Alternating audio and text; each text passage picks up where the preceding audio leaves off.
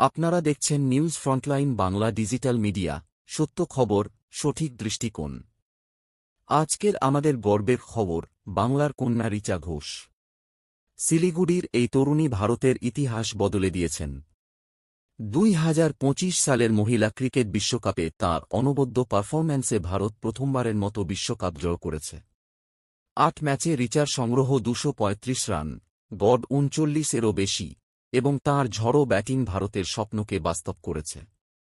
রাজ্য সরকার ঘোষণা করেছে, শিলিগুড়িতে প্রায় 27 একর জমিতে তৈরি হবে এক আন্তর্জাতিক মানের ক্রিকেট স্টেডিয়াম, যার নাম হবে Richa Ghosh stadium.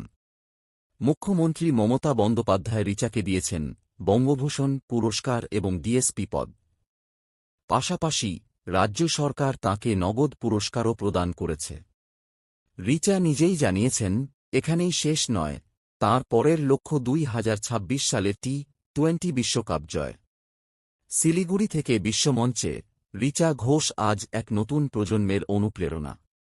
News frontline Bangla digital media, বাংলার খবর, বাংলার কণ্ঠে।